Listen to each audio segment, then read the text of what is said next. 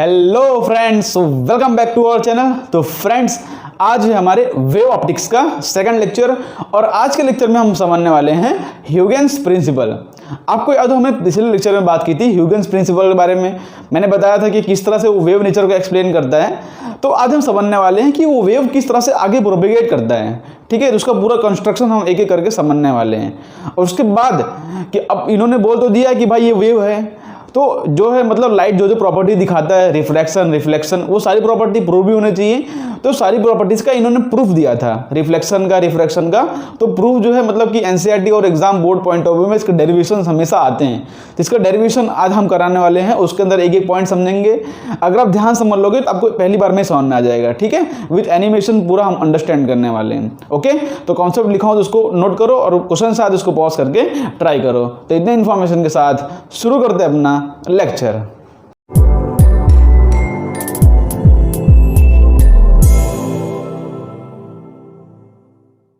तो फ्रेंड्स, शुरू करते हैं अपना लेक्चर। हमने हमारे पिछले लेक्चर में क्या सीखा था कि पॉइंट सोर्स ऑफ लाइट से किस तरह से वेवफ्रंट निकलते हैं। हमने पॉइंट सोर्स देखा था, सोर्स एट इन्फिनिटी और लीनियर सोर्स देखा था। सबके ऊपर से हमने वेवफ्रंट ड्रॉ किया था। तो उसको 10-2 मिनट का क्विक रिकैप ले लेते हैं कि भाई एक पॉइंट सोर्स ऑफ लाइट हो तो उससे हमको पता है कि स्फेरिकल वेवफ्रंट इस तरह से निकलते हैं। ठीक है, अब इसको हम कैसे ड्रॉ कर सकते हैं। हमको पता है कि पॉइंट सोर्स ऑफ लाइट से मतलब इस तरह से वेव निकलती हैं तो हर डायरेक्शन में, और जो वेवफ्रंट होते हैं वो वेव के डायरेक्शन के परपेंडिकुलर होते हैं। ये हमारा कॉन्सेप्ट है और इसी कॉन्सेप्ट के ऊपर से हमने वेवफ्रंट ड्रॉ किया था। ठीक है, हर डायरेक्शन में इस तरह से निकलता है और ये जो है वेव के परपेंडिकुलर होता है। ये हमारा सर्कल वाला वेवफ्रंट है और ये हमारा वेव है। तो वेवफ्रंट हमेशा यह दोनों बोल दो, वाइस वर्सा है। वेवफ्रंट वेव के परपेंडिकुलर और वेव जो है वेवफ्रंट के परपेंडिकुलर होता है। तो पॉइंट सोर्स ऑफ लाइट से इस तरह से स्फेरिकल वेवफ्रंट ऐसे ऐसे आगे प्रोपेगेट करते जाते हैं। ठीक है, और फिर हमने सोर्स एट इन्फिनिटी देखा था, सोर्स एट इन्फिनिटी। तो सोर्स एट इन्फिनिटी से पैरेलल रेज ऑफ लाइट इस तरह से आती हैं। ठीक है, तो हमको पता है कि मतलब देखो वेवफ्रंट का एक और मीनिंग होता है कि यहाँ पे हर पॉइंट पे जो है सेम फेज में होना चाहिए। तो यहाँ पे अगर इस पहले सर्कल को पकड़ लो ना, इसके जितने पॉइंट्स होंगे यहाँ पर, ये सारे पॉइंट जो हैं इन सेम फेज होंगे। ठीक है, उस हिसाब से दूसरा पकड़ लो सर्कल, स्फीयर, दूसरा स्फीयर का पॉइंट पकड़ लो, सारे पॉइंट जो हैं इन द सेम फेज होंगे। उस हिसाब से यहाँ पर अगर मेरे को ड्रॉ करना हो कि सारे पॉइंट जैसे यहाँ पे मान लो इस तरह से लीनियर सोर्स ऑफ लाइट है, तो किस तरह के वेवफ्रंट बनेगा जिससे कि सारे पॉइंट सेम फेज में हो। तो यहाँ पे जो वेवफ्रंट बनता है वो प्लेनर वेवफ्रंट बनता है इस तरह से। तो इस प्लेन में आप चाहे जितने पॉइंट पकड़ लो, ये सारे पॉइंट जो है इन द सेम फेज होंगे। ठीक है, इस प्लेन में चाहे जितने पॉइंट पकड़ लो, ये प्लेन समझ लो इस तरह से कट कर रहा है इसको। तो यहाँ पर ऐसे एक नहीं, हम अनंत ड्रॉ कर सकते हैं, बहुत सारे प्लेन ड्रॉ कर सकते हैं इस तरह से। तो ये सारे जो है वेव फ्रंट होगा इसका। ठीक है, इस तरह से हम ड्रॉ कर सकते हैं for a infinite source of light. और हम लीनियर सोर्स ऑफ लाइट के लिए भी हमने देखा था कि मान लो इस तरह से लाइट हो, जैसे ट्यूबलाइट देखते हो घर में, तो ट्यूबलाइट किस तरह से होता है, इस तरह से होता है। तो ट्यूबलाइट की चारों तरफ लाइट निकलती रहती हैं। आप इसको 3D में इमेजिन करो कि चारों तरफ लाइट निकल रही हैं। तो हमने इस तरह इसका वेव फ्रंट किस तरह से ड्रॉ किया था, इसका इस तरह से सिलिंड्रिकल वेवफ्रंट डाला था, आपको याद हो जो। ठीक है, मतलब सिलिंड्रिकल वेवफ्रंट आप बहुत अलग अलग पॉइंट पे बना सकते हो, किसी भी पॉइंट पे आपको ड्रॉ करना हो। तो इस सिलेंडर पे लाई करने वाले जितने पॉइंट्स होंगे, जैसे मान लो कि ये पॉइंट, ये पॉइंट, ये पॉइंट, ये पॉइंट, ये पॉइंट, इस सिलेंडर पे लाई करने वाले जितने पॉइंट्स हैं, ये सारे point in the same phase होंगे। बिकॉज वेवफ्रंट के ऊपर जितने पॉइंट्स होते हैं एक सिंगल वेवफ्रंट के ऊपर, वो सारे मतलब सेम फेज में होते हैं। इतना हमने सीखा था। तो आज हम सीखने वाले कि वेवफ्रंट मतलब आगे किस तरह से प्रोपेगेट करता है। भाई हमको एक वेवफ्रंट पता हो तो दूसरा वेवफ्रंट किस तरह से ड्रॉ किया जाए, उसको हम समझने वाले हैं। और भी हमने दिखा था कि जैसे लेंसेज केसेस हो, हमने आगे किस तरह से लेंस का केस लिया था। और मान लो इस तरह से अगर पैरेलल रेज ऑफ लाइट आ रही हैं, ठीक है, उसके बाद मान लो कॉन्वेक्स लेंसेज इस तरह से रे ऑफ लाइट कन्वर्ट कर जाएंगी। तो इसका हमको वेवफ्रंट ड्रॉ करना, किस तरह से ड्रॉ करेंगे। पहली बात तो ये लीनियर सोर्स ऑफ लाइट है, तो यहाँ पे हम इस तरह से प्लेनर वेवफ्रंट ड्रॉ कर सकते हैं। ठीक है, इसको इस तरह से समझो, बस मैं इस मतलब पूरा उस तरह से ड्रॉ नहीं कर रहा हूँ। अब इस तरह समझो कि मतलब अंदर से मैंने इसको कट कर दिया है। ठीक है, अब यहाँ पर किस तरह से ड्रॉ करूँगा। अब यहाँ पर क्या होगा कि सरफेस के परपेंडिकुलर होगा। यहाँ पर क्या है कि पिछले लेक्चर में शायद मैंने इस तरह से ड्रॉ कर दिया था जल्दी में, लेकिन एक्चुअली में क्या है कि सरफेस के परपेंडिकुलर इस तरह से बनेगा वेवफ्रंट, इस तरह से, जिससे क्या है कि ये सरफेस के परपेंडिकुलर हो जाए। ठीक है, सरफेस के परपेंडिकुलर। अगर आप ऐसे ड्रॉ कर दोगे सरफेस के परपेंडिकुलर नहीं होगा, तो आपको सिचुएशन के हिसाब से देखना है कि मेरे को किस तरह से वेव फ्रंट ड्रॉ करना है। अब बोलोगे यहाँ पे मैंने स्ट्रेट क्यों नहीं ड्रॉ किया, क्योंकि हमको ध्यान देना कि यहाँ पर जितने भी पॉइंट्स होंगे, जैसे यहाँ पर जितने पैरेलल रेज ऑफ लेके आऊँ, तो ये वेव फ्रंट जो कि सबके परपेंडिकुलर होना चाहिए, कितने भी लेके आऊँ सबके परपेंडिकुलर होना चाहिए, इसलिए जो है हमने इस तरह से यहाँ पर ड्रॉ किया है। ठीक है, तो यहाँ पर देखोगे इस सरफेस की परपेंडिकुलर है इस तरह से। ओके, तो आप जो है इस तरह से अनंत ड्रॉ कर सकते हो वेव फ्रंट। तो इस तरह से वेव फ्रंट अलग अलग केसेस में प्रोपोगेट करता है। हमने प्रिज्म का केस भी देखा था। चलो आपको टेस्ट करने के लिए क्वेश्चन देता हूँ आपको, उसका वेव फ्रंट ड्रॉ करके दिखाओ हमको। ठीक है, इसको आप पॉज करके ट्राई कर लेना। मान लो यहाँ पर एक मिरर है, मान लो इस तरह से मिरर है, ठीक है, और यहाँ पे इस तरह से वेव फ्रंट आ रहा है। ठीक है, इस तरह से वेव फ्रंट आ रहा है। ये हमारा क्या है, वेव फ्रंट है, ये वेव नहीं है, वेव फ्रंट है। तो मेरे को बताओ कि मतलब ये मिरर के टकराने के बाद इसका वेव फ्रंट किस तरह से होगा। ठीक है, आपको अलग अलग ऑप्शन दे देते हैं। मान लो ए ऑप्शन है आपके पास कि इस तरह से होगा वेव फ्रंट, बी ऑप्शन है आपके पास कि इस तरह से होगा वेव फ्रंट। क्वेश्चन है कि मतलब ये वेव फ्रंट इसमें टकराएगा, उसके बाद मतलब यहाँ पे हमको पता है कि मिरर है तो रिफ्लेक्शन वाला फिनोमेना होगा, तो उस रिफ्लेक्शन के बाद मतलब किस तरह से इसका वेव फ्रंट बनेगा उसको आप बनाओ। ठीक है, आपको कॉन्सेप्ट पता होना चाहिए, सिंपल कॉन्सेप्ट कि जो वेव होते हैं मतलब कि वो वेव फ्रंट के परपेंडिकुलर होते हैं, तो उसी हिसाब से आप इसको कॉन्सेप्ट लगा के कर सकते हो। तीसरा ऑप्शन आपके पास कि इस तरह से होगा, ठीक है, और चौथा ऑप्शन है आपके पास कि इस तरह से होगा। ठीक है, आपके पास 4 ऑप्शन है, आप ए बी सी डी में से बताओ कि इसमें से कौन सा वेव फ्रंट अपना आंसर होगा। ठीक है, एक बार पॉज कर लो, सोचो। आप क्या करो, पहले रेस निकालो, बताओ भाई इस तरह से वेव फ्रंट है तो किस तरह से रेस आएंगी, और उसके बाद मतलब कि यहाँ मिरर में टकराने के बाद क्या होगा रेस का, और उसी हिसाब से आप वेव फ्रंट बनाओ। ठीक है, चलो इसको पॉज करके ट्राई कर लो, मैं शुरू करता हूँ। ध्यान से देखो कि सी और डी ऑप्शन तो हो ही नहीं सकता। सी और डी ऑप्शन क्यों नहीं हो सकता, क्योंकि यहाँ पे इस तरह से वेव्स आ रही है। मतलब सिंपल अगर वेव फ्रंट ऐसा है तो हमको पता है वेव फ्रंट के परपेंडिकुलर अपना वेव होता है, मतलब वेव कुछ इस तरह से होगा, इस तरह क्वेश्चन आ सकते हैं, तो वेव कुछ इस तरह से होगा। अब बताओ मिरर में टकराने के बाद आपको पता है कि पैरेलल रेज ऑफ लाइट कहाँ पे मीट करती हैं, एग्जैक्टली एट फोकस पे। ठीक है, लेंस होता है तो इस तरह मीट करती है, पर मिरर है तो रिफ्लेक्शन वाला पॉइंट इस तरफ एग्जैक्टली इस तरह से मीट कर जाएंगी। अब हमको इस रे के परपेंडिकुलर जो है मतलब कि वेव फ्रंट बनाना है, तो अब ए और बी ऑप्शन में से कौन सा होगा, हमको इस वेव को परपेंडिकुलर बनाना है। तो आप इसको ऐसे ड्रॉ करोगे तब तो परपेंडिकुलर नहीं होगा, आप ऐसे बनाओगे, ध्यान से देखो, ऐसे बनाओगे तो रे ऑफ लाइट इस तरह से परपेंडिकुलर हो जाएंगे। ठीक है, तो अपना करेक्ट ऑप्शन कौन सा होगा, बी ऑप्शन। तो यहाँ पर टकराने के बाद कुछ इस तरह से वेव फ्रंट बनेगा। तो इस तरह का सिंपल क्वेश्चन आ सकते हैं कभी कभार एग्जाम में, सिंपल इसके बेस्ट। तो अब हम आगे समझते हैं ह्यूगेंस का प्रिंसिपल। एक तो प्रिंसिपल हम पढ़ चुके हैं कि भाई इसके ऊपर जितने पॉइंट्स होते हैं सारे सेम फेज में होते हैं, तो 1 बाय 1 उसको भी लिख देता हूँ, उसके बाद हम 1 बाय 1 करते हैं। ठीक है, तो पहला पॉइंट क्या है कि all the points on the wave front, all the points on the wave front are in the same phase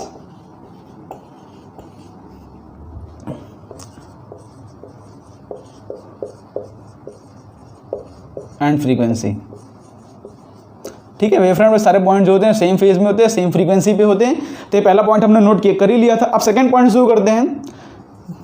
ठीक है, सेकंड पॉइंट क्या कहता है कि every point on the wave front,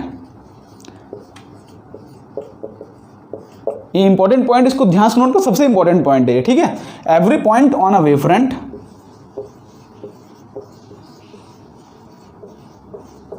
act as a source of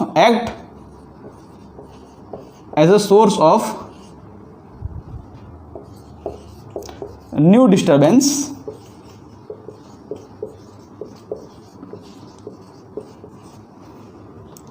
called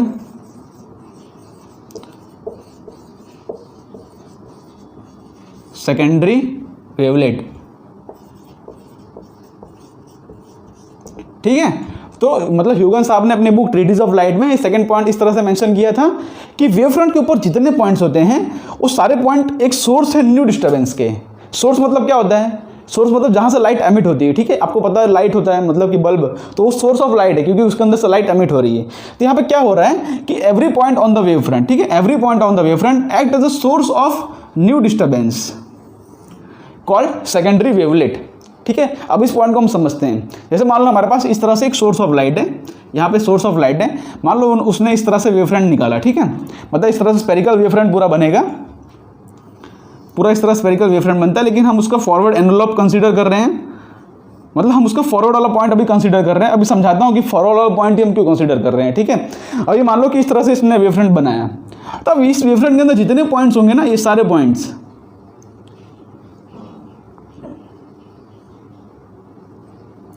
इस wavefront के जितने points होंगे, इस सारे पॉइंट एक्ट मतलब सोर्स ऑफ न्यू वेवफ्रंट है, मतलब इस सारे पॉइंट से फिर से एक नया वेवफ्रंट हम जनरेट करेगा, ठीक है। पॉइंट क्या कह रहा है कि every point on the wavefront act as a source of new disturbance called secondary wavelet. मतलब इस पॉइंट, मतलब ये जो पॉइंट दिख रहे हैं आपको, ये पॉइंट से एक नया डिस्टर्बेंस है, अब इस पॉइंट से एक नया वेवफ्रंट निकलेगा। मतलब क्या है कि इस पॉइंट से इस तरह से एक नया वेवफ्रंट निकलेगा, इस पॉइंट से एक नया वेवफ्रंट निकलेगा, इस पॉइंट से एक नया वेवफ्रंट निकलेगा, इस तरह से।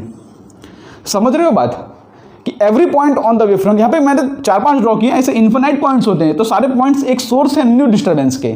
जैसा देखो आप इस एनिमेशन में देखो कि ये वेवफ्रंट है, उसके सारे पॉइंट एक नए सोर्स ऑफ वेवफ्रंट है, मतलब एक नए सोर्स ऑफ डिस्टर्बेंस है, और उसके अंदर से एक नया वेवफ्रंट निकल रहा है। देखोगे ध्यान से, इस तरह से नए वेवफ्रंट निकल रहे हैं, जिसको हम सेकेंडरी वेवलेट बोलते हैं, इस तरह से।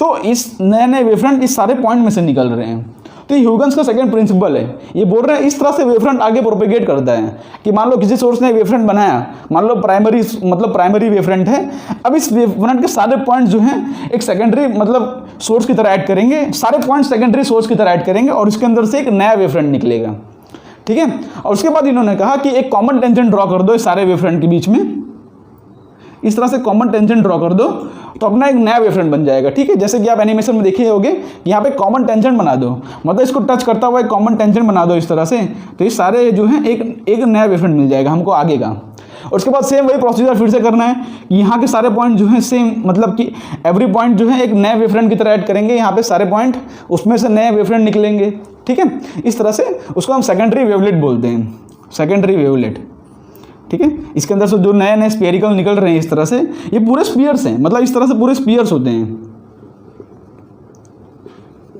लेकिन जनरली जो है जो पीछे वाला होता है ना, पीछे वाला बैकवर्ड एनवेलप, उसको हम कंसीडर नहीं करते, वो अभी मैं आपको पॉइंट लिखाऊंगा आगे। चलो इसके बाद थर्ड पॉइंट क्या हो जाता है, यहाँ पे लिखो, थर्ड पॉइंट हो जाता है कि द टेंजेंट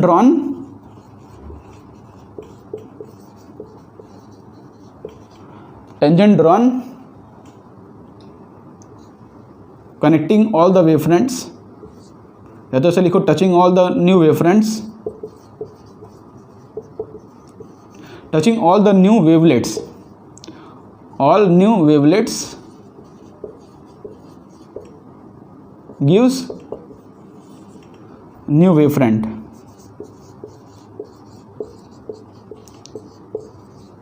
ठीक है, इस पॉइंट का मतलब समझे, मतलब मान लो प्राइमरी सोर्स है, उससे वेवफ्रंट निकला, इसके सारे पॉइंट हमारे एक सेकेंडरी सोर्स हो गए, इसके अंदर से इस तरह से वेवलेट्स निकले। अभी सारे वेवलेट्स को कनेक्ट करता हुआ एक टेंजेंट ड्रॉ कर देंगे तो हमको एक नया वेवफ्रंट मिल जाएगा।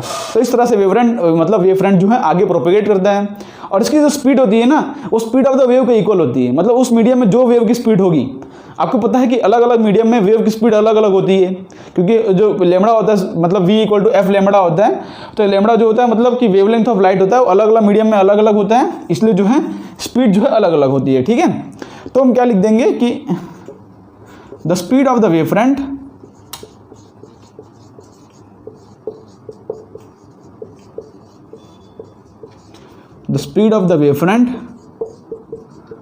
is same as the speed of wave in that medium। इस तरह पॉइंट उन्होंने मेंशन किया था, ठीक है। मतलब उसकी सेम स्पीड होगी, मतलब जो स्पीड मतलब मीडियम में उसकी स्पीड होगी वही मतलब इसकी स्पीड होगी, ठीक है। मतलब वेवफ्रंट की जो वेव की स्पीड होगी वही वेवफ्रंट की स्पीड होगी। और एक पॉइंट उन्होंने मेंशन किया था, the time taken by light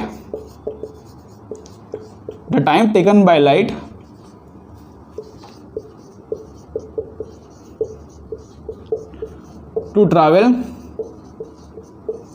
from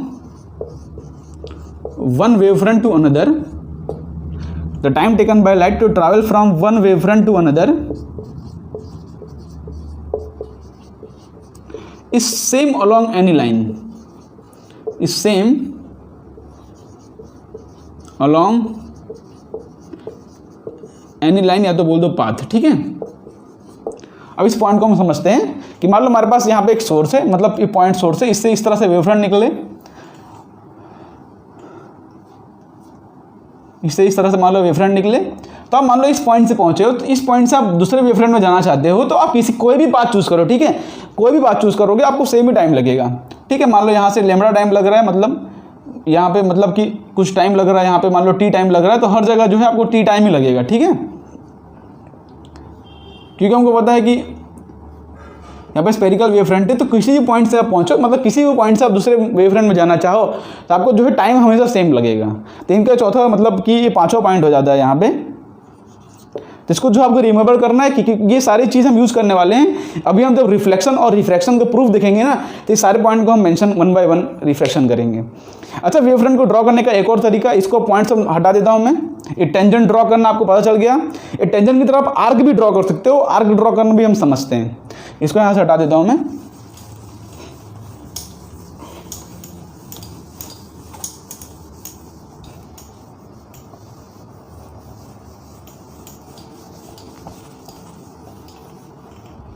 ठीक है, जैसे आप 6 पॉइंट मेंशन करता हूँ, 5 पॉइंट्स मैंने मेंशन कर दिया है, 6 पॉइंट मेंशन करता हूँ। For drawing new wavefront, for drawing new wavefront we can also draw arc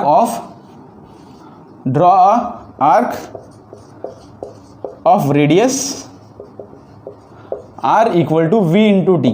ठीक है, where v is the speed of wave in that medium। ठीक है, यहाँ पे v is the speed of wave in that medium। तो यह point क्या कह रहा है? ये पॉइंट कह रहा है जैसे मान लो हमारे पास इस तरह से वेव फ्रंट हो,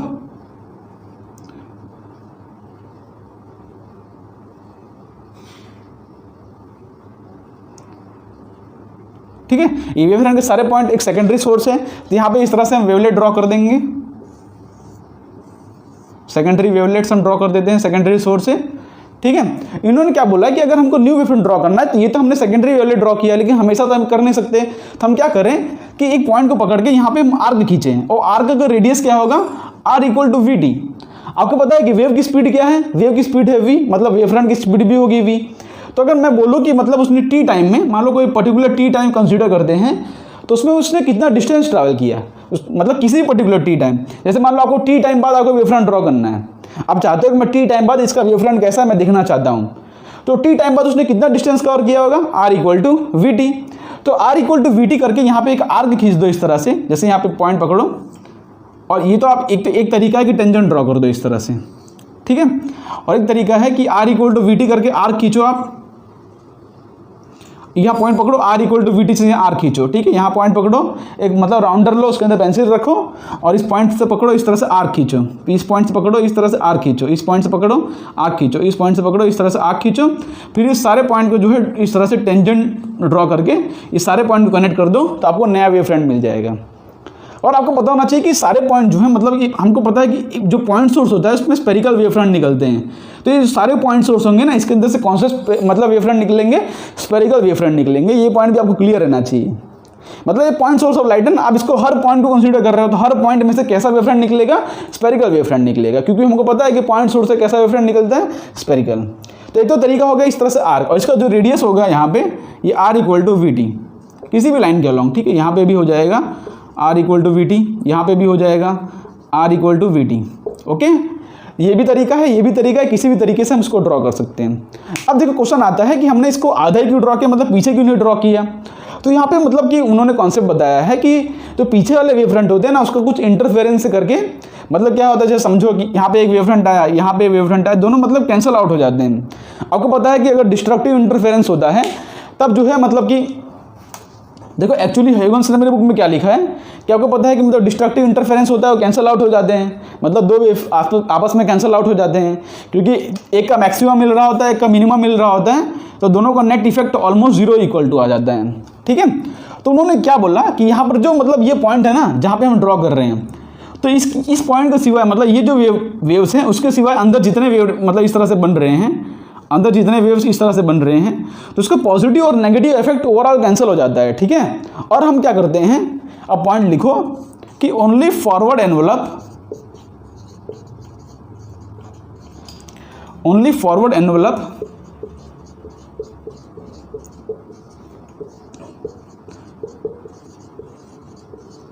is considered while drawing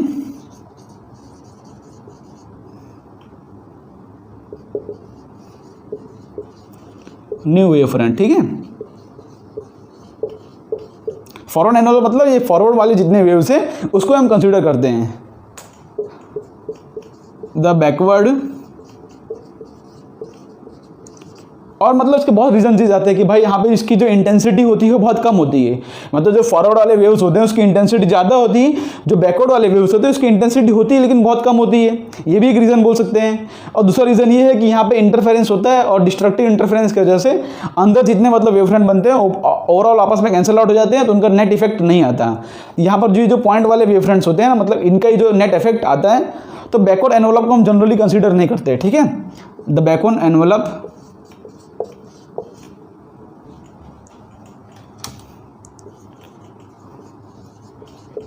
cancel out due to interference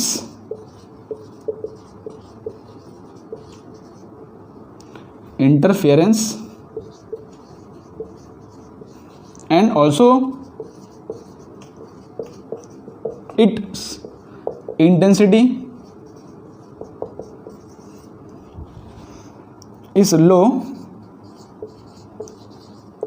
as compared to forward wave front, forward envelope. ठीक है, तो आपको समझ पड़ गया हम लोग फॉरवर्ड वेव फ्रंट क्यों मतलब आधा हेमिस्फीयर ही क्यों ड्रॉ करते हैं, पूरा इस तरह से हम हेमिस्फीयर क्यों नहीं ड्रॉ कर रहे हैं, क्योंकि बैकवर्ड वाले जो होते हैं ऑलमोस्ट ये कैंसिल आउट हो जाते हैं। ठीक है, यहाँ पे एक हमने ड्रॉ किया, ऐसे तो यहाँ पे मिलियंस ऑफ होते हैं, तो ओवरऑल उनका जो नेट इफेक्ट होता है कैंसिल आउट हो जाता है, और यहाँ पे जो सरफेस पे जो आता है ना वेव्स उसका इफेक्ट जो है काउंट होता है। क्लियर है बात? मतलब इस जो ये सब बता रहा हूँ ये लाइंस एग्जैक्टली लिखी हुई हैं एस टी वर्मा की किताब में, वहाँ पर आप वेव ऑप्टिक्स का चैप्टर खोलोगे तो आपको ये सब लाइन सारे मिल जाएंगे। ठीक है, जैसे हमने पॉइंट से ड्रॉ किया, यहाँ पे पीछे जो आ रहे हैं यहाँ पे अंदर भी इस तरह से बन रहा होगा, तो इसका इफेक्ट और इसका इफेक्ट कैंसिल आउट हो गया, इस तरह से ओवरऑल कैंसिल आउट हो जाता है। ओके, तो चलो अब हम सीखते हैं, मतलब कि कंस्ट्रक्शन हमने सीख लिया है कि मतलब किस तरह से कंस्ट्रक्ट करना है। हम आर्क भी ड्रॉ कर सकते हैं किसी भी टाइम टी में। ठीक है, हमको अगर जैसे न्यू वेव फ्रंट ड्रॉ करना है तो आर्क ड्रॉ कर सकते हैं हम, या तो हम टेंजेंट ड्रॉ कर सकते हैं। तो अब हम सीखते हैं proof of reflection and refraction, उसको वन बाय वन करते हैं। ठीक है,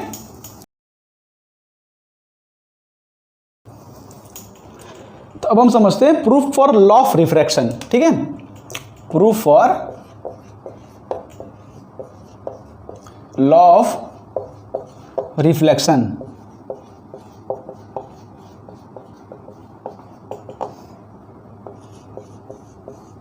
देखो इस समझाने से पहले मतलब कि एक बच्चा है, मतलब जो हमारे कोचिंग इंस्टीट्यूट में जो पढ़ा रहा था, तो वहाँ पे उन्होंने मतलब एक बच्चे ने पूछा था कि सर ये तो मतलब कि लॉ है, मतलब लॉ ऑफ रिफ्लेक्शन, तो इसकी प्रूफ की क्या जरूरत है? भाई लॉ की कोई प्रूफ की जरूरत होती है? उन्होंने मतलब बच्चे ने ऐसा क्वेश्चन पूछा। तो मैं आपको बताना चाहता हूँ कि ये लॉ ऑफ रिफ्लेक्शन तो ऑलरेडी प्रूव्ड है कि भाई हाँ इंसिडेंट मतलब कि साइन आई इक्वल टू मतलब angle incident angle equal to reflected angle होता है। लेकिन ह्यूगेंस ने क्या बोला, देखो 1678 में ह्यूगेंस ने बोला कि लाइट एक वेव है, तो बताना चाहते हैं कि मतलब मेरे मुताबिक भी ये प्रूफ हो रहा है, मतलब मैं बोल रहा हूँ लाइट वेव है तो मैं वेव फ्रंट के अकॉर्डिंग भी इसको प्रूव कर सकता हूँ कि हाँ भाई लाइट वेव है, और लॉ ऑफ रिफ्लेक्शन और लॉ ऑफ रिफ्रैक्शन वो उसके अंदर भी वैलिड है। ऐसा मतलब ये लॉ तो है, ये ऑलरेडी प्रूव्ड है, लेकिन ये बोल रहे हैं कि मेरे तरीके से मैं इसको प्रूव कर सकता हूँ, ये दिखाना चाह रहे हैं, इसलिए उन्होंने लॉ ऑफ रिफ्लेक्शन और लॉ ऑफ रिफ्रैक्शन को प्रूव दिया था with the help of wave front और वेव की मदद से। ठीक है, तो आपको पता है कि चलो हम लॉ ऑफ रिफ्रैक्शन का प्रूव करते हैं। यहाँ पर एक मिरर ले लेता हूँ, क्योंकि पता है रिफ्लेक्शन के लिए एक मिरर की जरूरत होती है।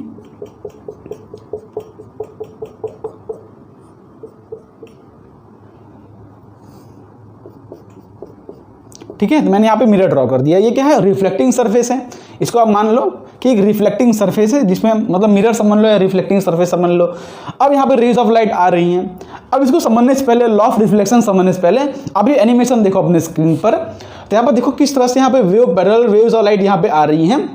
और सबसे पहला मतलब जिसका टच हो रहा है, सबसे पहला मतलब पॉइंट ऑफ मतलब टचिंग हो रहा है, मतलब इस रिफ्लेक्टिंग सरफेस पे, इस पॉइंट पे हो रहा है। और जैसे इस पॉइंट पे टच होता है वैसे यहाँ पे वेवलेट्स निकलना शुरू हो जाते हैं, ठीक है। वैसे यहाँ पे वेवलेट्स निकलना आगे आगे शुरू हो जाते हैं। और उसके बाद क्या होता है कि यहाँ पर एनिमेशन देखो, हम कॉमन टेंजेंट ड्रॉ कर रहे हैं।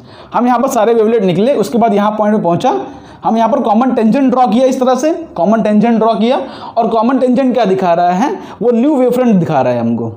पहले इस पॉइंट पर देखो, पहले इस पॉइंट पर टच हुआ, हमने यहाँ पर एक मतलब वेवफ्रंट ड्रॉ किया, ठीक है, इंसिडेंट वेवफ्रंट। उसके बाद यहाँ पर रे ऑफ लाइट रिफ्लेक्ट हुआ, और उसके बाद यहाँ पे कॉमन टेंजेंट हमने ड्रॉ किया, वो अपने को न्यू वेवफ्रंट दिखा रहा है, ठीक है। तो आप समझ गए किस तरह से हम इसके अंदर प्रोसीड करने वाले हैं। एनिमेशन आप समझ लो, देखो पहले टच कर रहा है, फिर यहाँ से रेज ऑफ लाइट निकल रही हैं, फिर हम कॉमन टेंजेंट ड्रॉ कर रहे हैं। तो पूरा फिनोमेना देख लो उसके अंदर। अब जो है इसको हम शुरू कर दें। तो यहाँ पर हम दो पैरेलल रेज ऑफ लाइट लेके आएंगे इस तरह से।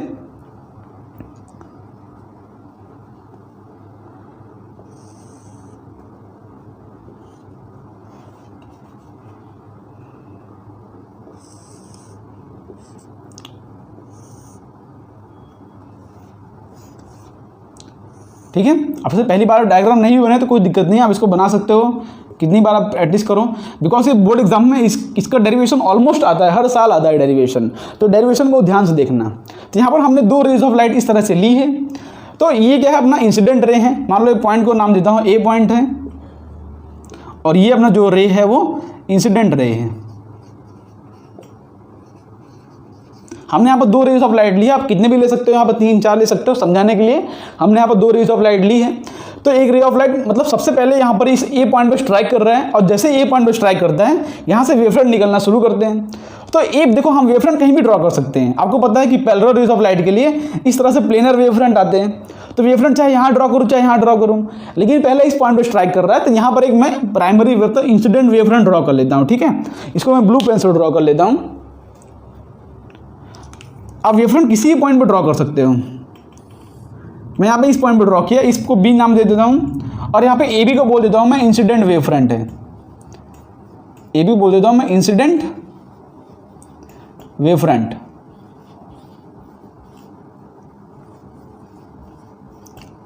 ठीक है। यहाँ पे वेवफ्रंट को मैं ब्लू पेन से ड्रॉ कर रहा हूँ। आप समझे, मैं किसी भी पॉइंट पे ड्रॉ कर सकता हूँ, लेकिन पहला क्या है, इंटरेक्शन इस पॉइंट पे हो रहा है, इस पॉइंट से वेव निकलना इस तरह शुरू हो, तो मैंने यहाँ पे इस तरह से ड्रॉ कर लिया। अब अपने को पता है कि यहाँ पर चलो मीडियम कोई भी लो, लेकिन यहाँ पे पता है रिफ्लेक्शन हो रहा है, तो सारी कहानी इसी मीडियम में होगी। तो हम मान लेते हैं कि जो वेव का स्पीड है इस मीडियम के अंदर वो v है। v क्या है, वेव का speed, speed of wave in any medium. हम कोई मीडियम की बात करें तो मान लो किसी मीडियम के अंदर इसकी स्पीड जो है v है, ठीक है। इतनी बात समझ गए। यहाँ पर कोई मीडियम हो, उस मीडियम के अंदर वेव की स्पीड v है। चलो हमने एक इंसिडेंट वेव फ्रंट ड्रॉ कर दिया, ए बी क्या है अपना इंसिडेंट वेव फ्रंट। अब हमको ड्रॉ करना है रिफ्लेक्टेड वेव फ्रंट। अब जैसे इस पॉइंट पे इंसिडेंट हुआ है पहली बात, तो इस पॉइंट से वेव फ्रंट हमको पता है स्पेरिकल वेव फ्रंट इस तरह से निकलती हैं। इस पॉइंट पे स्पेरिकल वेव फ्रंट इस तरह से निकलेगी। अब आपको पता है, देखो आपको थोड़ा बहुत लॉजिक भी लगाना है।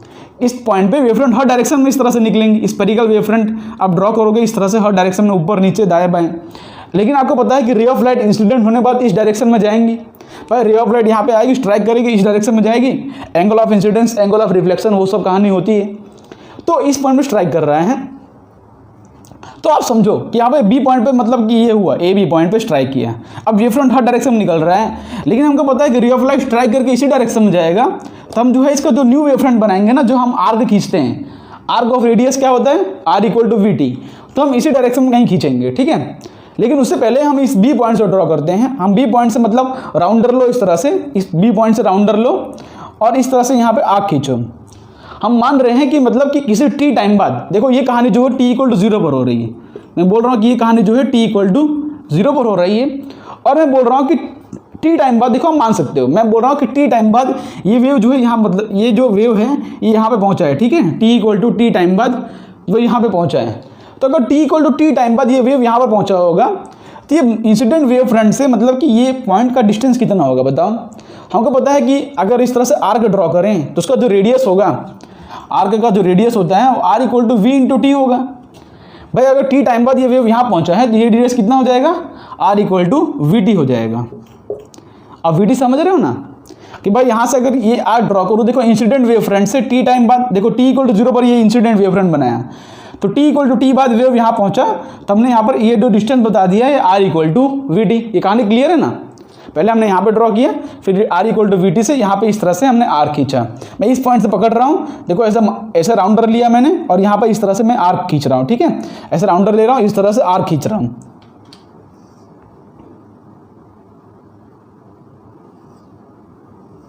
ओके, तो हमने बी पॉइंट से जो है आर्क खींच दिया है। अब ए पॉइंट की बारी है। तो जैसा कि मैंने आपको बताया कि नीचे के बजाय हम ऊपर खींचेंगे, क्योंकि हमको पता है कि भाई देखो एक्चुअली तो पूरा इस तरह से स्फीयर बनेगा, मैं आपको बता रहा हूँ, लेकिन हम इस तरफ कंसीडर कर रहे हैं क्योंकि हमको पता है कि रे ऑफ लाइट यहाँ पे जाने वाली है नहीं, ray of light reflect back ही करने वाली है, जैसे कि आपने एनिमेशन में देखा था। तो हम यहाँ पे इस तरह से आर्क खींच दे रहे हैं, क्योंकि same r equal to we t radius का है। भाई अगर इस वेव ने देखो ये दोनों वेव एक ही मीडियम में, ये और ये वेव दोनों एक ही मीडियम में है, तो ये दोनों वेव का स्पीड भी सेम होगा। तो यहाँ पर भी अगर ये वी टी टाइम में यहाँ पहुँचा है तो वी टी टाइम में हम देखो यही आर्क जो यहाँ पे हमने खींचा है उसी को इस पॉइंट पर रख रहे हो और यहाँ पर इस तरह से हम खींच दे रहे हैं। ठीक है, समझ पड़ा ना भाई। जो आर्क हमने यहाँ पे खींचा है, देखो सेम आर्क, वही आर्क हम यहाँ पे रख के इस तरह से खींच रहे हैं राउंडर। आप राउंडर से ड्रॉ करो, इस तरह से आप खींच दो। ओके, आपको पता है अगर न्यू वेवफ्रंट आपको ड्रॉ करना है तो करना क्या होता है कि आपको जितने भी आपने ये आर खींचे हैं उसमें टेंजेंट ड्रॉ कर दो, वो आपको बन जाएगा न्यू वेवफ्रंट। तो यहाँ पे इस तरह से अगर मैं टेंजेंट ड्रॉ कर दूं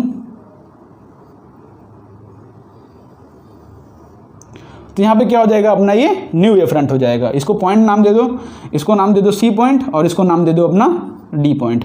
ये अपना क्या हो गया, ये सी डी जो हो गया अपना रिफ्लेक्टेड वेवफ्रंट है। सी डी क्या है अपना, रिफ्लेक्टेड वेवफ्रंट। ये क्या कर रहा हूँ आपको समझ पड़ रहा है ना। मैं लॉ ऑफ रिफ्लेक्शन प्रूव करना चाह रहा हूँ, उसके लिए मैंने इंसिडेंट वेवफ्रंट बनाया और रिफ्लेक्टेड वेवफ्रंट बनाया। अब हमको पता है कि मतलब जो रे का डायरेक्शन होता है वो वेवफ्रंट के परपेंडिकुलर होता है। तो यहाँ पर जो रिफ्लेक्टेड रे होगा वो वेवफ्रंट के परपेंडिकुलर होगा। पता है यहाँ पे जो रिफ्लेक्टेड रे है, ये रिफ्लेक्टेड रे है, ये वेवफ्रंट के परपेंडिकुलर है। देखो ये अपना वेवफ्रंट है तो ये परपेंडिकुलर होगा इसके। ठीक है, रिफ्लेक्टेड रे जो है वेवफ्रंट के परपेंडिकुलर होता है। उसी हिसाब से यहाँ पर भी अगर मैं इसका रिफ्लेक्टेड रे ड्रॉ करूँ इस तरह से तो ये भी जो है वेवफ्रंट के परपेंडिकुलर होगा। ओके, बात समझ पड़ी। ये रे स्ट्राइक किया ऐसे गया और ये रे स्ट्राइक किया ऐसे गया, ये भी जो है इसके परपेंडिकुलर है। ठीक है, इसको मैं डॉटेड सेक्शन इसलिए दिखाया था कि आपको समझ पड़े कि हाँ भाई मैंने r equal to v d radius का हमने ड्रॉ किया है।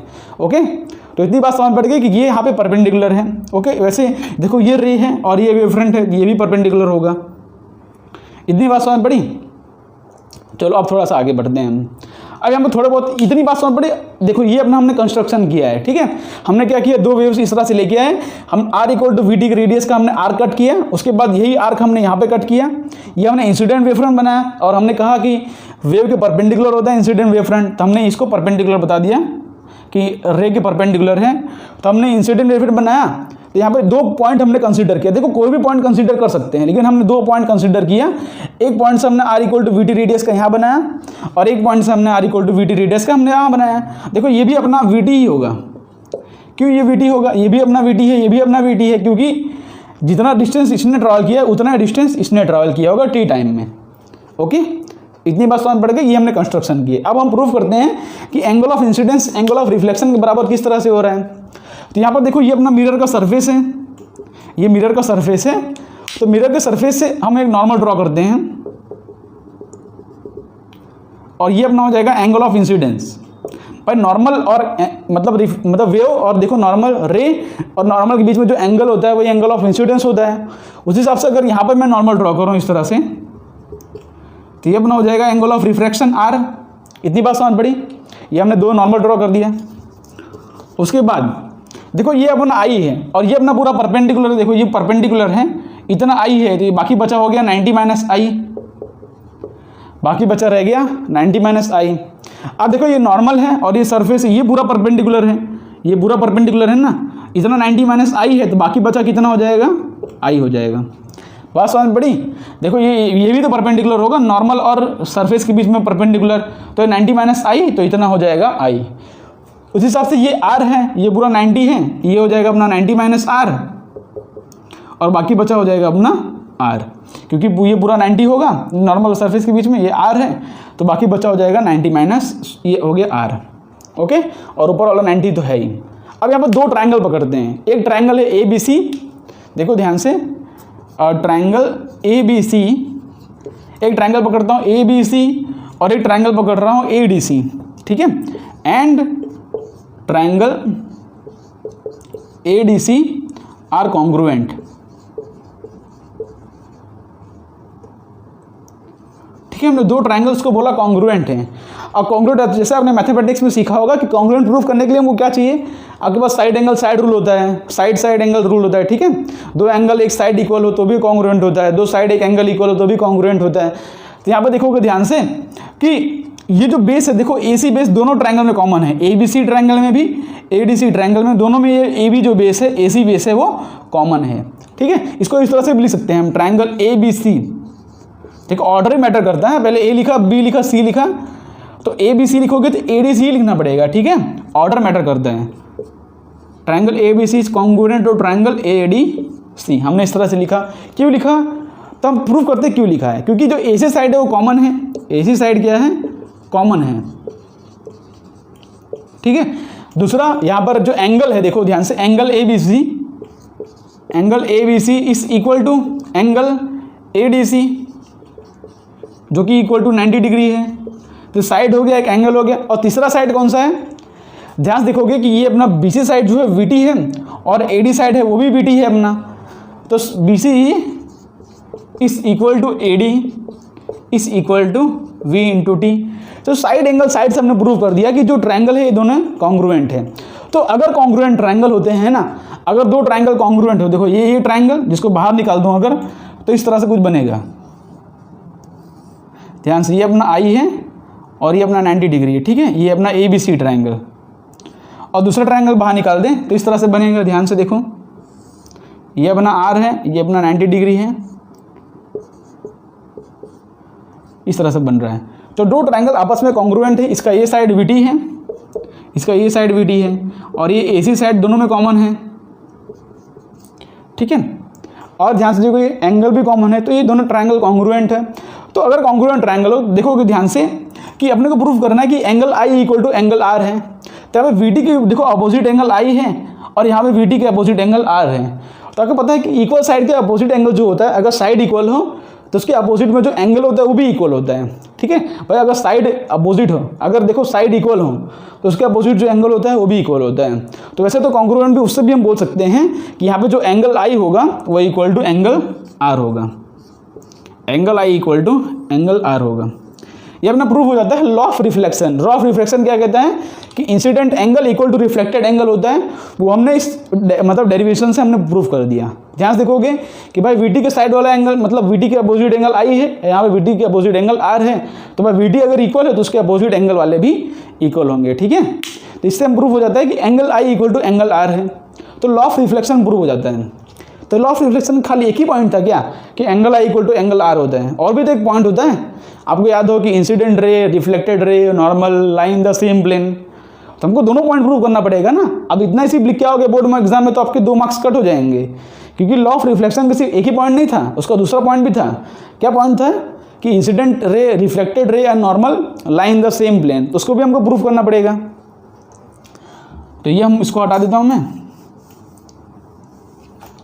ठीक है। उसको किस तरह से प्रूव करेंगे अब हम तो ध्यान से देखोगे, ये अपना क्या है इंसिडेंट वेव फ्रंट, ये अपना इंसिडेंट वेव फ्रंट है, ये अपना रिफ्लेक्टेड वेव फ्रंट है, और ये अपना जो है क्या बोलते हैं प्लेन सरफेस है, ठीक है, रिफ्लेक्टिंग सरफेस है।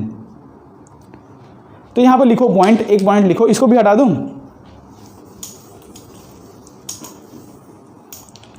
अब यहां पे पॉइंट लिखो।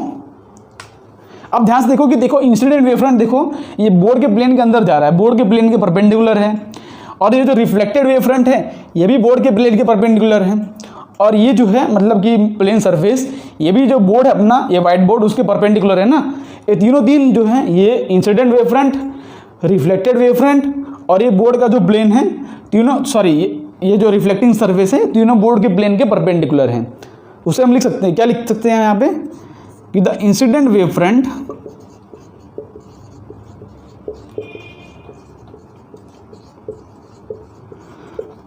reflected wave front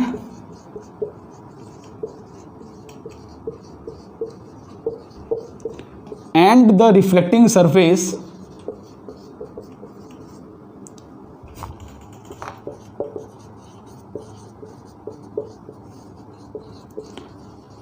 are perpendicular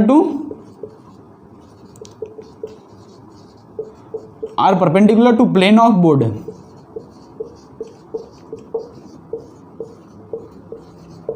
ठीक है, are perpendicular to plane of board. और इसे हम कह सकते हैं, देखो हमको पता है कि ये जो इंसिडेंट वेव अपना इंसिडेंट रे है वो इंसिडेंट वेव फ्रंट के परपेंडिकुलर है, और जो रिफ्लेक्टेड रे है ये रिफ्लेक्टेड वेव फ्रंट के परपेंडिकुलर है, और जो नॉर्मल है वो रिफ्लेक्टेड मतलब सरफेस के परपेंडिकुलर है।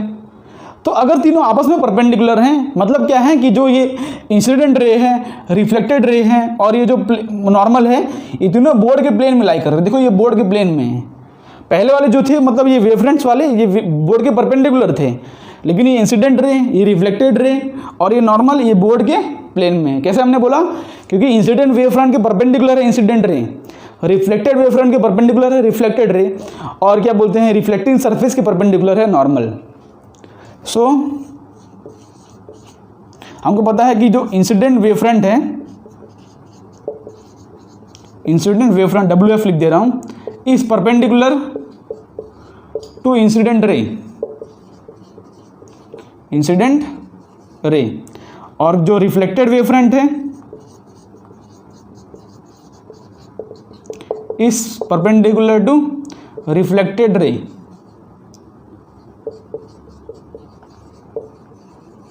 और जो रिफ्लेक्टिंग सरफेस है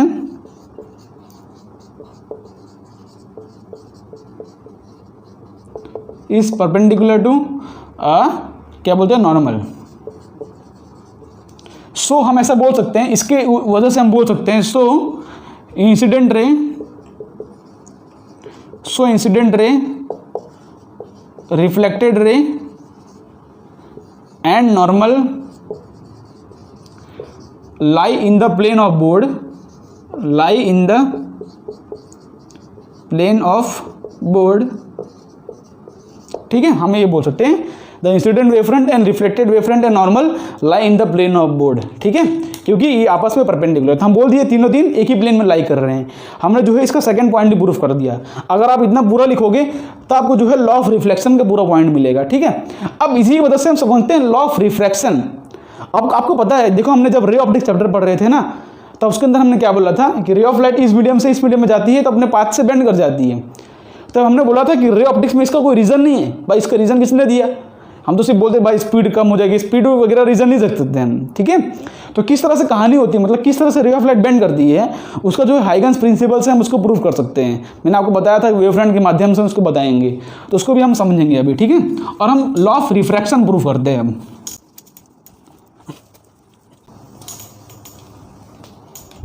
हम प्रूव करते हैं लॉ ऑफ रिफ्रैक्शन।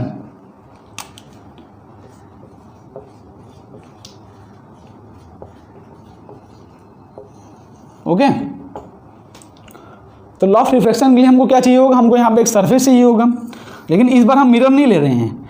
भाई रिफ्रैक्शन के लिए क्या होना चाहिए, ट्रांसपेरेंट सरफेस चाहिए भाई, जिससे रे ऑफ लाइट दूसरे मीडियम में ट्रैवल कर सके, और अलग अलग मीडियम चाहिए। तो मान लेते हैं कि ऊपर वाला जो मीडियम है वो रेयर मीडियम है,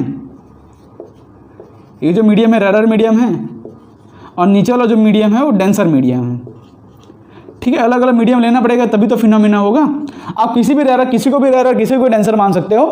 मैं ऊपर वाले को रेयर मान रहा हूँ, नीचे वाले को डेंसर मान रहा हूँ। मान लो इस मीडियम में अंदर स्पीड v1 है, इस मीडियम की स्पीड v2 है। आपको पता होता है कि जितना ज़्यादा रेयर मीडियम हो, जितनी ज़्यादा रेयर मीडियम हो उतनी ज़्यादा उसकी स्पीड होती है। मतलब हमको पहले से ही पता है कि जो v1 है वो ग्रेटर देन v2 है, v1 है ग्रेटर देन v2 है, क्योंकि रेयर मीडियम में स्पीड ज़्यादा होती है ना। क्योंकि हमने पढ़ा था इस तरह से कि भाई स्पीड जो v2 मतलब अगर v1 अपॉन v2 हो तो μ2 बाई μ1 होता है। मतलब simply v is inversely proportional to mu. जितना ज़्यादा रेयर म्यू जितना ज़्यादा होगा उतना स्पीड कम होगा, मतलब जितना डेंसर मीडियम होगा उतनी स्पीड कम होगी। हमने ये डेरिवेशन रे ऑप्टिक्स में किया है। ओके चलो, मतलब क्या है कि रेयर मीडियम में स्पीड ज़्यादा, डेंसर मीडियम में उसके अंदर स्पीड कम। अब इसका भी डेरिवेशन देखने से पहले इसका आप एनिमेशन देख लो। इसके एनिमेशन में देखो एक अलग है जो कि लॉ ऑफ रिफ्लेक्शन से अलग है। क्या हो रहा है कि यहाँ पे दो मीडियम है जिसकी अलग अलग स्पीड है। देखो इस मीडियम के अंदर वेव फ्रंट की स्पीड v1 है और इस मीडियम के अंदर वेव फ्रंट की स्पीड v2 है। अब भाई स्पीड इसमें ज़्यादा है तो इसमें क्या है, वेव फ्रंट ज़्यादा डिस्टेंस ट्रैवल कर रहा है और इसके अंदर स्पीड v2 है, इसमें वेव फ्रंट कम डिस्टेंस ट्रैवल कर रहा है। अब फिर से आप एनिमेशन देखो कि इस मीडियम के अंदर जो वेव आ रहा है ना वो ज़्यादा स्पीड से आ रहा है और इस जैसे इस मीडियम में टकरा के इस मीडियम में जा रहा है तो उसकी स्पीड जो है कम हो गई, क्योंकि टाइम टेकन सेम है। जैसे हमने आगे पढ़ा कि time taken to reach from one wave front to another is same, तो टाइम सेम होगा। मतलब क्या है कि इस मीडियम के अंदर उसकी स्पीड घट गई है, स्पीड घट गई ना, तो यहाँ पे उसकी स्पीड जो है स्लो हो गई। देखो ध्यान से, इस मीडियम के अंदर उसकी स्पीड फास्ट है और जैसे राइट यहाँ पे बेंड हो रहा है, आप देख रहे हो कैसे इस टकराया, फिर यहाँ पे लाइट बेंड होना शुरू हो गया और स्पीड भी कम हो गई है। तो जितने टाइम में इसने ज़्यादा डिस्टेंस ट्रैवल कर लिया उतने टाइम में ये कम डिस्टेंस ट्रैवल कर पा रहे हैं। ठीक है, एनिमेशन देखो ध्यान से, समझ पड़ रहा है ना कैसे इस मीडियम में स्पीड ज़्यादा है, इस मीडियम में स्पीड कम है। तो एनिमेशन समझोगे उसके ऊपर से जो है हम क्वेश्चंस कर पाएंगे। ठीक है, उसके ऊपर से हम डेरिवेशन कर पाएंगे तो लॉ ऑफ रिफ्रैक्शन का। तो इसके अंदर भी हमारी सेम कहानी होती है, हम दो रेस ऑफ लेके आते हैं जो कि एक दूसरे के इस तरह से, जो भी हम जैसे हमने रिफ्लेक्शन में किया था। ठीक है, हम एक रे जो है इस तरह से लेके आए और दूसरा रे इस तरह से। ठीक है, जैसे इस पॉइंट पर स्ट्राइक किया हम क्या ड्रॉ करेंगे बताओ, ये अपना क्या हो जाएगा, इंसिडेंट रे। ठीक है, अच्छा लॉ ऑफ रिफ्रैक्शन प्रूफ क्या करना होता है, हमको पता है कि लॉ ऑफ रिफ्रैक्शन क्या कहता है कि साइन आई अपॉन साइन आर ये कांस्टेंट होना चाहिए। ठीक है, साइन आई अपॉन साइन आर जो कि स्नेल्स लॉ होता है, या तो हमको ये भी पता है कि μ1 sin θ1। मान लो इस मीडियम के अंदर स्पीड μ1 है, इस मीडियम के अंदर मतलब मीडियम μ2 है, हमको पता है कि μ1 sin θ1 इक्वल टू μ2 sin θ2 ये सब होता है ना, या μ1 sin i equal to μ2 sin r, ये सब हम प्रूव कर सकते हैं। ओके, तो किस तरह से वो आता है वो भी हम देख लेते हैं। Sine I upon sine R equal to μ2 by μ1, मतलब सिंपली जो साइन आई अपॉन साइन आर है तो μ2 अपॉन μ1 क्या होता है, कांस्टेंट क्वांटिटी है। मतलब साइन आई upon sine r constant prove हो जाए तो हमको पता चल जाएगा कि लॉ ऑफ रिफ्रैक्शन प्रूव हो गया है। ओके, अब इस पॉइंट में स्ट्राइक किया तो हमने यहाँ पर एक वेव फ्रंट ड्रॉ कर दिया है जो कि सरफेस के परपेंडिकुलर है, जो कि वेव के परपेंडिकुलर है। हमने इस तरह से एक वेव फ्रंट ड्रॉ कर दिया। ठीक है, इस पॉइंट को नाम दिया ई, इस पॉइंट को नाम दिया बी, और ए बी जो हो जाएगा अपना वो क्या हो जाएगा, इंसिडेंट वेव फ्रंट।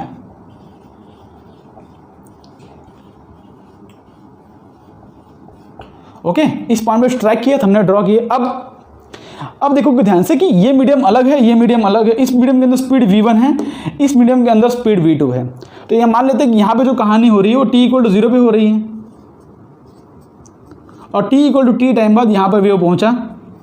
भाई यहाँ से वेव यहाँ तक t equal to t time बाद पहुँचा, तो यहाँ से अगर पकड़ के मैं यहाँ पे आर्क ड्रॉ करता हूँ इस तरह से, तो ये जो डिस्टेंस हो जाएगा अपना, मान लो ये कि इसमें स्पीड कितनी है v1, तो ये डिस्टेंस हो जाएगा v1t, और डेफिनेटली v1t जो होगा v2t से ज़्यादा होगा। ठीक है, v1t क्या होगा, v2 स्पीड से ज़्यादा होगा। ये जो v1 वाला रे है, देखो ये वाला रे अभी भी इसी मीडियम में है। देखो इस पॉइंट पे जब ये रे रख रहा है ना, तब ये जो रे है अभी भी इसी मीडियम में है। तो अभी कौन से स्पीड से ट्रैवल कर रहा है, ये v1 स्पीड से। लेकिन ये वेव यहाँ पर टकराने के बाद इस मीडियम में जाना चाहेगा, तो इस मीडियम के अंदर उसकी स्पीड हो जाएगी v2 और उसकी स्पीड कम हो जाएगी। ठीक है, तो उसके अकॉर्डिंग हम उसका वेव फ्रंट ड्रॉ करेंगे। तो क्या हो जाएगा, यहाँ से जितने टाइम में v1 ड्रॉ किया उतने टाइम में अगर यहाँ से हम वेव फ्रंट ड्रॉ करेंगे, देखो अभी भी सारे डायरेक्शन में होगा वेव फ्रंट, अभी वेव फ्रंट हम सारे डायरेक्शन पूरा स्फेरिकल होगा, लेकिन हम नीचे की तरफ ड्रॉ करेंगे क्योंकि हमको पता है कि रे ऑफ लाइट यहाँ से आके इस तरह से बेंड करने वाली है। ठीक है, तो अब जैसे एनिमेशन में देखें कि रे ऑफ लाइट किस तरह से ट्रैवल करती है, यहाँ पे बेंड कर जाती है। अब बेंड इसलिए करती है क्योंकि यहाँ वेव फ्रंट देखो आप उसका, आप एनिमेशन देखो कि ट्रैवल करने के बाद किस तरह से बेंड कर रही है अपने पाथ से किस तरह से वो बेंड कर रही थी। यहाँ पे रखा हमने और हम आर्क ड्रॉ करेंगे तो कुछ इस तरह से आर्क ड्रॉ होता है।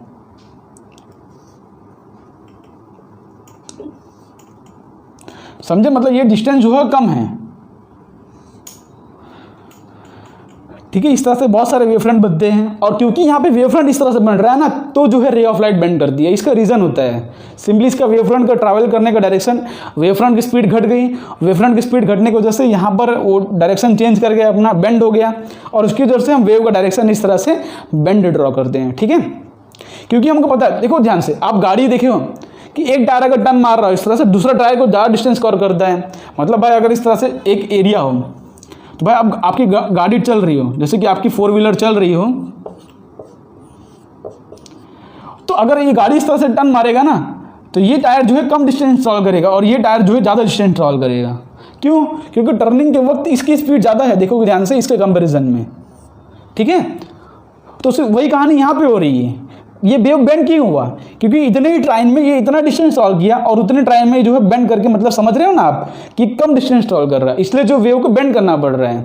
भाई जैसे यहाँ पे देखोगे कि अगर इसको कम डिस्टेंस ट्रैवल करना है, इस तरह से चलेगा, देखो इस तरह से बेंडिंग हो रही है। आप समझ रहे हो ना कहानी को, मतलब थोड़े बहुत तो समझ पड़ रहे हो कि स्पीड, एक की स्पीड ज़्यादा हो, एक की स्पीड कम हो, और दोनों में टाइम लगने वाला भी सेम हो, तो तभी तो यहाँ पे वेव बेंड हुआ है। क्योंकि यहाँ पे हमको टाइम मेंटेन करना है, सेम टाइम मेंटेन करने की वजह से यहाँ पे स्पीड घट गई। बार बार इसलिए समझा रहा हूँ क्योंकि ये रीज़न है, इसी रीज़न की वजह से यहाँ पर रे ऑफ लाइट बेंड करी है। तो यहाँ पर अगर हम ड्रॉ करेंगे, देखो हमने ड्रॉ कर दिया। ठीक है, हमको पता है कि हम टेंजेंट ड्रॉ कर देंगे, हमको रिफ्लेक्टेड वेव फ्रंट मिल जाएगा, रिफ्रैक्टेड। तो हम भाई टेंजेंट ड्रॉ कर दिए इस तरह से, तो हमको मिल गया रिफ्लेक्टेड वेव फ्रंट। ये अपना पॉइंट दे दोस्ती, ये बोल दो, ये सी पॉइंट हो जाएगा, और ये अपना डी पॉइंट हो गया। ठीक है, तो यहाँ पे क्या, अगर हमको पता है कि जो ये अपना क्या हो गया, रिफ्लेक्टेड वेव फ्रंट हो गया, सी डी। ठीक है, सी डी क्या हो गया अपना, रिफ्लेक्टेड वेव फ्रंट।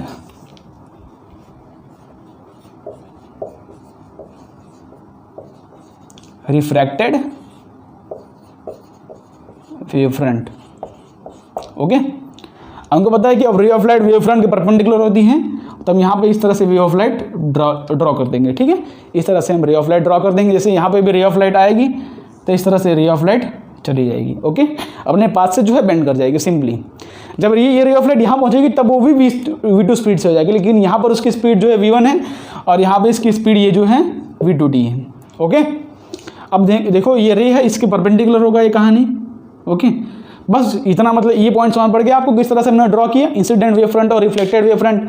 अब सिंपली वही नॉर्मल वगैरह वाली कहानी देख लेते हैं।